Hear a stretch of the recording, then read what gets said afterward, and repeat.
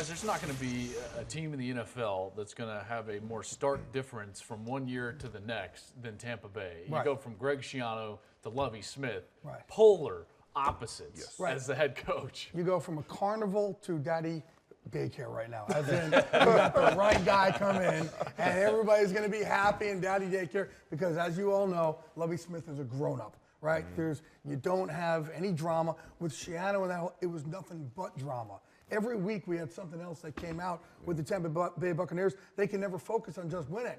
And crazy stuff between the Josh Freeman stuff to the Mercer to his rules to hitting somebody when you're just trying to down it. Every week there was something else. Right? The vets going, I can't play for him anymore. Where in Lovie, and you could talk better than anybody else here can, Lovie's going to get the most out of guys who were stifled under Schiano. They're going to have fun, more importantly. He's going to bring fun back to football. They're going to be men. He's going to let them be men. And until they screw up, they're going to be treated like men. And I haven't seen anything coming out there bad yet as of right now. I'm very excited for that team. They have great players. You know, they address their offensive situation. Josh is a quarterback. They got 3 big receivers, including their tight end. A good running back. Defensively, they're going to be good. I'm just excited. As you can tell, I'm very excited about what they have going on down there in Tampa. Yeah, you said excited about Tebow. Hey, did I tell you I was excited? Yeah. You know, I look at their defense, and we could talk about Lovie Smith, but let's look at really the defensive line. Bringing in Michael Johnson is going to give you something off the edge. Obviously, Claiborne being there. And then you look inside. I mean, they have one of the best young defensive tackles in the game that I just think he's continued to emerge. But most importantly, McCoy. Their secondary deserves more credit than really we're giving them, because you have 2 of the probably the most feared safeties in the game in Barron and Golson.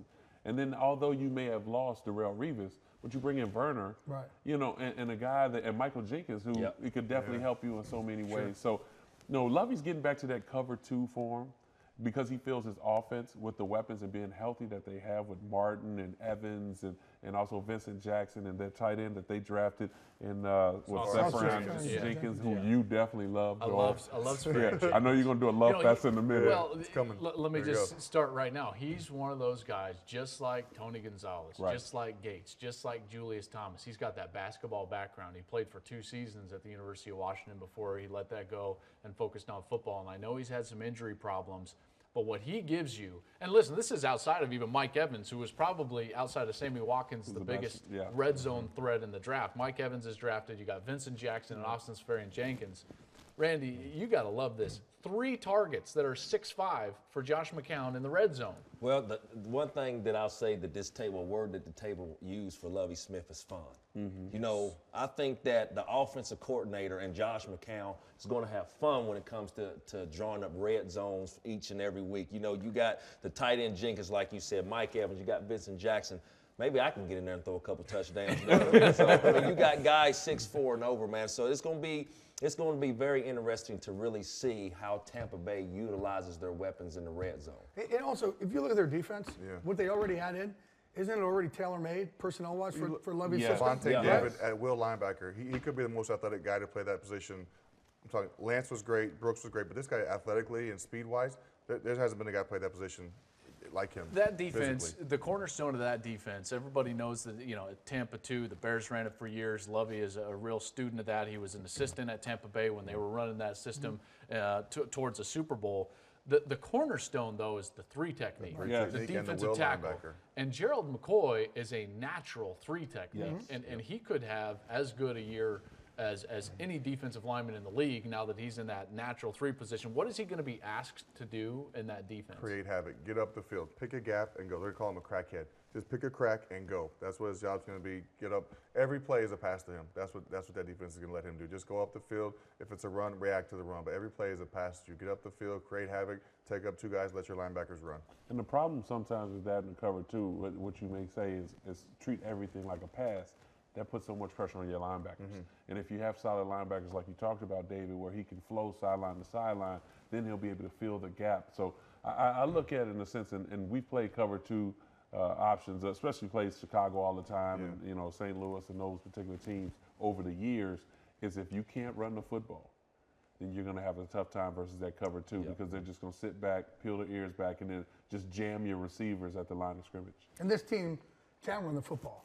Obviously, the little muscle, what do we call it? Doug Martin. Muscle hamster, right? And our colleague Rondé Barber used to say, hey, you go in there and he'd go in the weight room and say, I've never seen anything like it. Yeah. This guy's so damn strong. Obviously, he was hurt last year, but when you look at the weapons they have out there between those three big targets, between him, as long as your former quarterback just doesn't mess it up for them. You look at him very comparable to what he had in Chicago. Matt Forte, big tight end, Bennett, Alshon, and Brandon. Right. It's very comparable to what he had there. And except the offensive line. They had a really good offensive line in Chicago. I'm not sure about the line. They got some holes over here. They knew that guard is a big problem for them. They knew that going in the draft, they actually thought about and maybe drop back and take the guy that the Dallas Cowboys actually picked up, Zach Martin, right?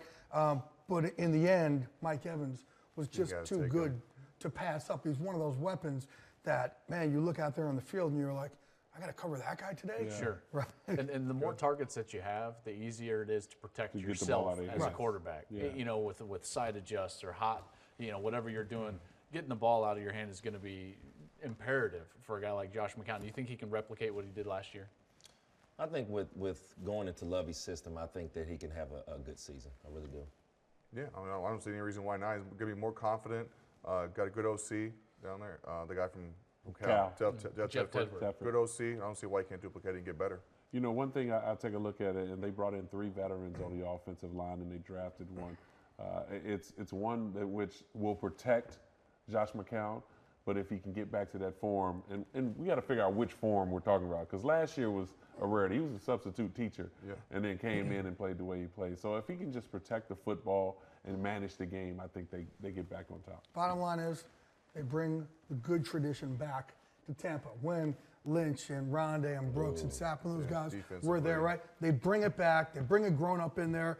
All the stuff that lost games from the last year, which is the carnival atmosphere, it is gone. Daddy's there. And it's not just the history. Lovey's got a history also of winning. 81 wins as the head coach of the Chicago Bears. We try to bring that winning tradition to Tampa Bay.